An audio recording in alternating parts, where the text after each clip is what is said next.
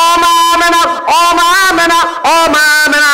তিনবার টোকা দেওয়ার পরে মা আমেনা দরজাখানা আবার খুললেন। খোলার পরে আবার জিজ্ঞেস করলেন, কিছুক্ষণ আগে তো ও আমার ইয়ামিনী তুমি ইয়ামেন থেকে এসেছো, তোমাকে তো আমার ছেলে নবী রহমাতুল লিল আলামিনকে দেখিয়েছো, আবার কেন এসেছো, কি আরজু নিয়ে এসেছো?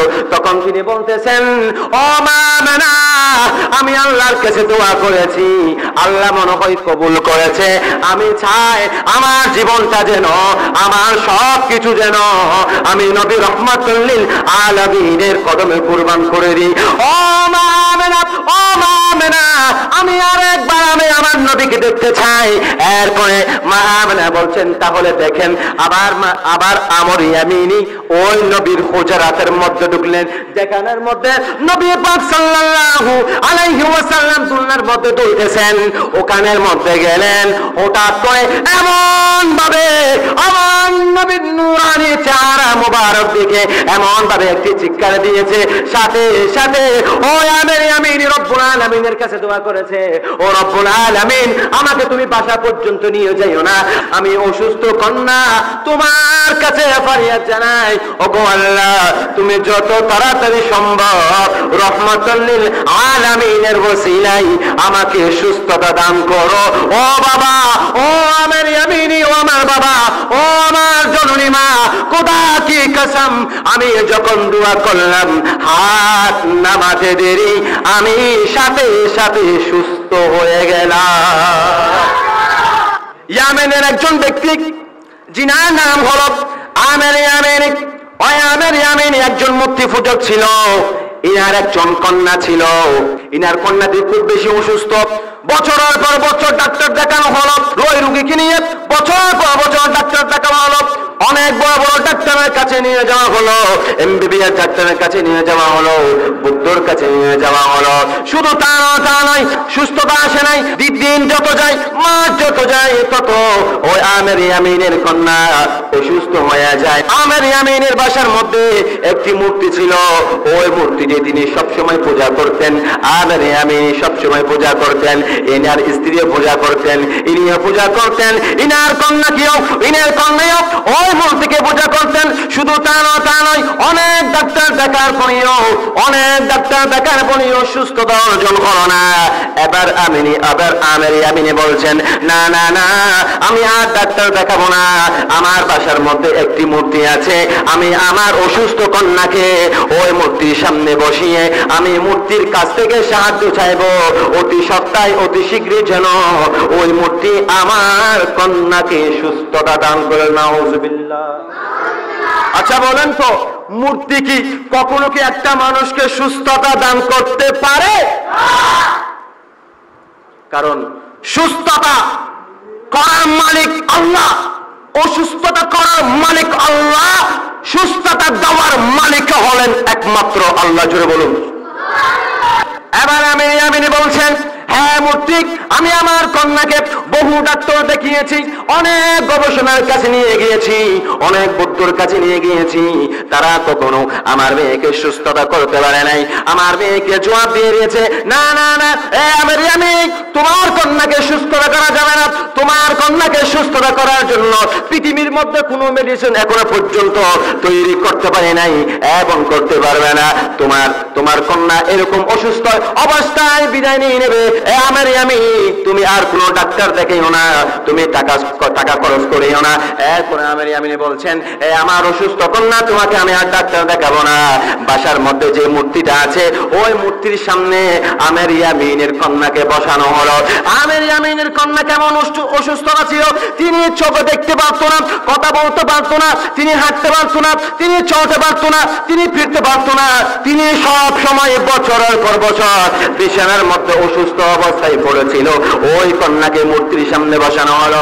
মূর্তির সামনে বসানোর পরে আবার মূর্তিকে বলতে লাগলেন, আমের ইয়ামিনী বলতে লাগলেন, হ্যাঁ মূর্তি, তুমি তো আমার খোদা, তোমার কাছে তো আমি সব কিছু সাহায্য চাই, আজকে তোমার কাছে আমি একটা আর্জি জানাই। হ্যাঁ মূর্তি, তোমার কাছে আমি একটা সাহায্য যায়, যে সাহায্যটা হলো পৃথিবীর কোন ডাক্তার আমার অসুস্থ মেয়েকে সুস্থতা করতে পারে নাই। জবাব দিয়ে দিয়েছে, মূর্তি তোমার কাছে আমি একটা আর্জি জানাই, তুমি যদি আরোগ্য দান করতে পারো, তুমি যদি আমার কথা শুনতে পারো, তাহলে আজকে দিনের মধ্যে আমার অসুস্থ মেয়েকে সুস্থতা করে দাও। আমিনের স্ত্রীকে বললেন, হ্যাঁ আমার স্ত্রী, হ্যাঁ আমার বিবি, আমার একটা মাত্র কন্যা যিনি অসুস্থ হয়ে গেছে, আজকে বছরের পর বছর হয়ে গেছে, আমার মেয়ের সঙ্গে আমি কথা বলতে পারি না, যিনি হাঁটতে পারে না, বসতে পারে না, আমার একটি মাত্র আদরের কন্যা, যে করে হোক আমার অসুস্থ মেয়েকে সুস্থতা করতে হবে। এই কথা যখন বলতেছেন, হঠাৎ করে ওই আমের ইয়ামিনী এবং আমের ইয়ামিনীর স্ত্রী খোদা কি কসম আসমানের মধ্যে দেখতে পেল হাজার হাজার ফেরেশতারা একটা নূরের উপর দরুদ শরীফ পাঠ করতেছে। সে নূর খানা নিয়ে মা আমেনার ঘরের মধ্যে আসতে লাগলেন। জোরে বলেন ওই নূর খানা জিবরিল আমিনের নেতৃত্বে হাজার হাজার ফেরেশতারা ওই নূর খানাকে গেরুয়া করে দরুদ শরীফ পাঠ করতেছে, ওই নূর খানার উপর দরুদ শরীফ পাঠ করতেছে, ওই নবীর উপর সালাতু সালাম পাঠ করতেছে। ওই নূর খানা নিয়ে মা আমিনার ঘরের মধ্যে আসলেন। কিছুক্ষণ পরে দেখা গেল ওই মা আমিনার ঘরখানা চারিদিকে গেরুয়া করে হাজার হাজার ফেরেশতারা জিবরিল আমিনের নেতৃত্বে সালাতু সালাম এবং দরুদ শরীফের আওয়াজে গোটা মক্কা শহর মুখরিত হয়ে গেছে। জোরে বলেন ও আমার বাবারা। এরপরে আমির ওই জিনিসটা তিনি বলতে লাগলেন, আমি তো বছরের পর বছর ওই মূর্তিখানা থেকে সাহায্য চাইলাম, কিন্তু আমাকে সাহায্য দিতে পারলো না, আমাকে কোনো কিছু বলতে পারলো না। না না না না, আমি আর মূর্তিখানা থেকে কোনো সাহায্য চাইব না, কোনো আর্জি জানাবো না। তাহলে আমার ইয়ামিনীর স্ত্রী বললেন, তাহলে ও আমার স্বামী করবেনটা কি? না না না, আমার মনে হয় আমরা বেদিনের মধ্যে আছি, আমরা সঠিক দিনের মধ্যে নেই। আমরা এই মূর্তি পূজাকে ছেড়ে ধর্মকে ত্যাগ করে আমাদের যত তাড়াতাড়ি সম্ভব সঠিক দিন যেখানে প্রচার করছে সেদিকে চলে যেতে হবে। জুড়ে বলেন এই কথা যখন বলতে লাগলেন, হঠাৎ করে ওই আমির ইয়ামিনের অসুস্থ কন্যা সুস্থতা অর্জন করে বাবার সামনে দাঁড়িয়ে গেলেন, যিনি বছরের পর বছর কি ছিলেন? অসুস্থতা ছিলেন। কি ছিলেন? অসুস্থ ছিলেন। তিনি কথা বলতে পারতো না, হাঁটতে পারতো না, বসতে পারতো না, চলতে পারতো না, খাইতে পারতো না, মানুষকে দেখতে পেত না। বাবা তো হাজার বছর চেয়েছে কথা বলার জন্য, কথা বলতে পারে নাই। কিছুক্ষণ যেতে না যেতে ওই আমির ইয়ামিনের কন্যা সুস্থ হয়ে বাবার সামনে দাঁড়িয়ে গেছে। ও আমার বাবা, এরপরে আমির ইয়ামিনী বলছেন, হ্যাঁ আমার বাবা কন্যা, আমার অন্ধ কন্যা, কি তোমার কি অবস্থা হলো? কি তোমার অবস্থা হলো? তোমাকে তো বছরের পর বছর অসুস্থ অবস্থায় দেখেছি, কিন্তু কিছুক্ষণ পরে আমি তোমাকে দেখতে পাচ্ছি। আমি কি স্বপ্ন দেখতে পাচ্ছি নাকি আমি স্বপ্নে তোমাকে দেখতে পাচ্ছি? ও আমার কন্যা, তুমি বলো তোমার এভাবে সুস্থ হওয়ার পেছনের কারণটাকে? তখন আমির ইয়ামিনী বলছেন, আমার বাবা, আমি যখন বিছানার মধ্যে শুয়েছিলাম হঠাৎ করে আমি দেখতে পেলাম একটা নূর আসমান থেকে দুনিয়ার জমিনে আসতেছেন। আমি হঠাৎ করে জিনিসটাকে দেখতে লাগলাম, খুব গভীর ভাবে দেখলাম। হঠাৎ করে একজন পাখিওয়ালা, জুব্বাওয়ালা, সাদা দাড়িওয়ালা একজন ব্যক্তি আমি অসুস্থ কন্যার পাশে দাঁড়িয়ে গেল। আমি জিজ্ঞাসা করলাম, আপনি কে? তিনি বলছেন, আমি হইলাম সেই জাত জিবরিল আমিনের নেতৃত্বে হাজার হাজার ফেরেশতারা আসমান থেকে রহমাতুল লিল আলামিনকে বরণ করে মা আমিনার ঘরের মধ্যে আনলাম। জুড়ে বলেন ও আমার বাবা। যখন দেখতে পেল তখন আমির ইয়ামিনের কন্যা বলতে লাগলেন, হ্যাঁ জাত, আমি আপনার কাছে জানতে চাই কে নূর, কে জিনিসটাকে আপনি এত সুন্দর করে সালাতু সালাম পড়ে পড়ে দুরূদ শরীফ পড়ে পড়ে হাজার হাজার ফেরেশতারা আপনারা নিয়ে এসেছেন ওই জাতে পাকের নাম কি?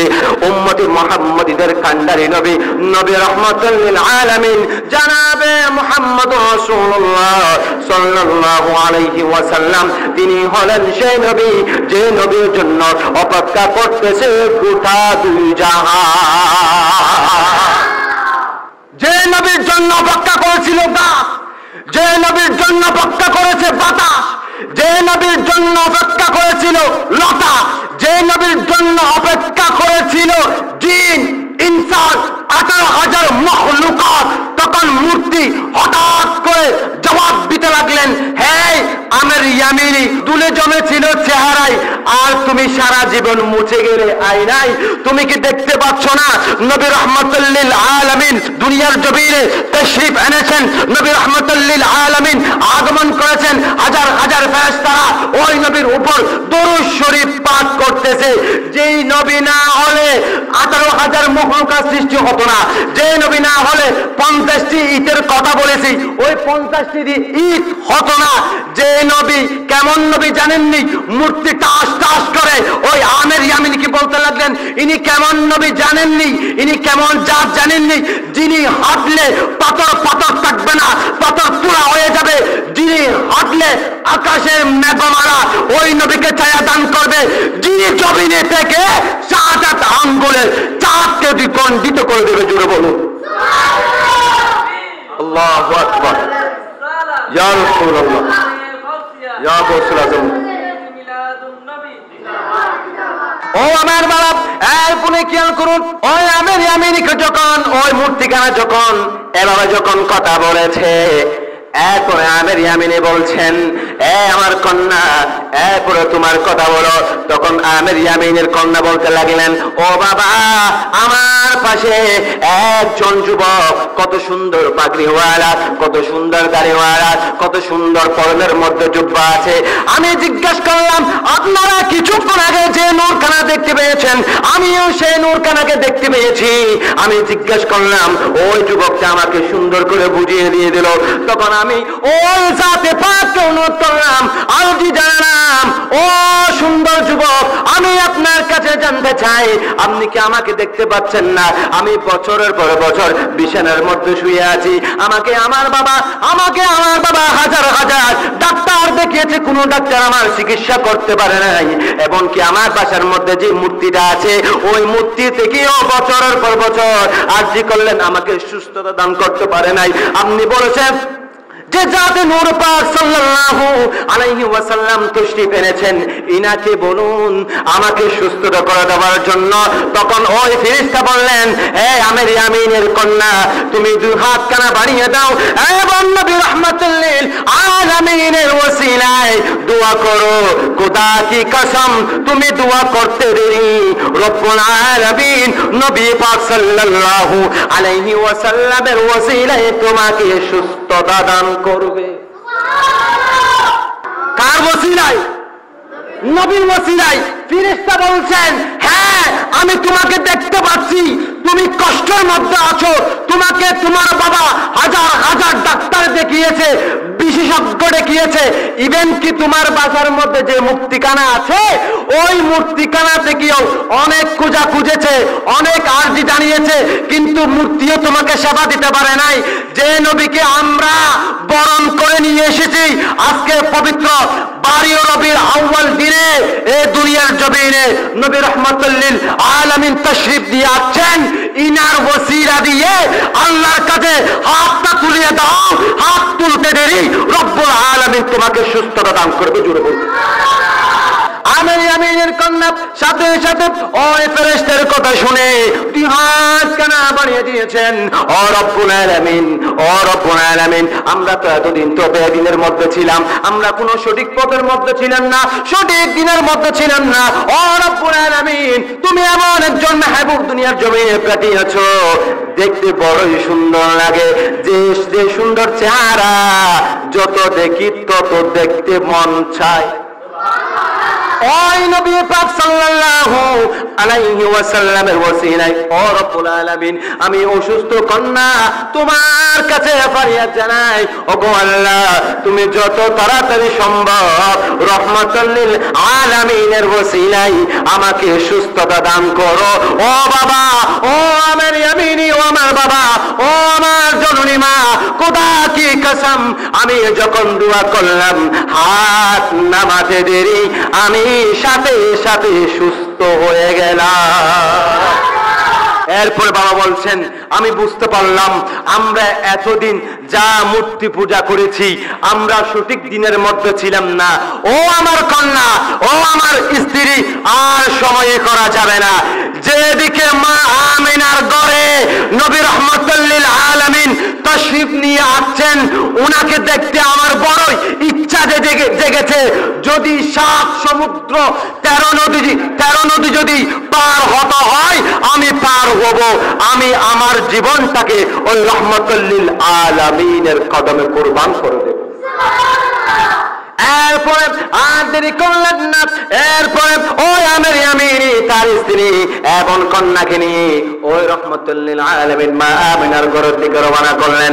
রওনা করতে করতে করতে করতে মা আমিনার ঘর পর্যন্ত গেলেন। মা আমিনার ঘরের দরজার মধ্যে গিয়ে যখন কড়া নাড়লেন, আরেকটু জোরে, মা আমিনার ঘরের দরজার মধ্যে গিয়ে যখন কড়া নাড়লেন, টুকা দিলেন, তখন একবার দিলেন, দুইবার দিলেন, তিনবারের মাথার মধ্যে মা আমিনা দরজাখানা করলেন। দেখতে পেলেন আমার ইয়ামিনী এবং তার স্ত্রী এবং তার কন্যাকে। জিজ্ঞেস করা হলো, হ্যাঁ ব্যক্তি তুমি কোথায় থেকে এসেছো, কেন তুমি বারবার দরজার মধ্যে আঘাত করতেছো? এরপরে আমার ইয়ামিনী বলছেন, হ্যাঁ মা আমিনা আমি ইয়ামেন থেকে অনেক মাস ধরে অনেক বছর ধরে আমি আপনার ঘরের মধ্যে যিনি রাহমাতুল লিল আলামিন জাতে পাক এসেছেন ওনার চেহারা মোবারক দেখার জন্য পাগল পানা হয়ে গেছি। ও মা আমিনা আমি অনেক দূর থেকে এসেছি, আমাকে একটু আপনার ছেলে জনাব মুহাম্মদুর রাসূলুল্লাহ সাল্লাল্লাহু আলাইহি ওয়াসাল্লামকে দেখতে বড় ইচ্ছে জেগেছে, আমাকে একটু দেখতে দেন না। এরপর যখন বললেন না না না তোমাকে দেখতে দেওয়া হবে না, কারণ আমার বাসার মধ্যে যখন নবী রাহমাতুল লিল আলামিন তাশরীফ নিয়ে আসে কাফেররা কুরাইশরা আমাদেরকে ডিস্টার্ব করতেছে, অত্যাচারের সিস্টেম চালাচ্ছে, না না তোমাদেরকে দেখাবো না। এরপর যখন দরজাখানা বন্ধ করে ফেললেন কিছুক্ষণ পরে আবার দরজার মধ্যে কর্নার নিলেন, আবার দরজার মধ্যে ঢোকা দিলেন। ও মা আমিনা আমার একটা মাত্র শুধু আরজি, একটা মাত্র শুধু আকাঙ্ক্ষা, একবার হলেও 1 মিনিটের জন্য হলেও আপনার ছেলে নবী রাহমাতুল লিল আলামিনকে একটু দেখতে দেন না। এরপরে মা আমিনা বলছেন দাঁড়াও তোমাদের আরজিটা পূরণ করা হবে, তোমাদেরকে কিছুক্ষণ পরে আমার ছেলেকে দেখানো হবে।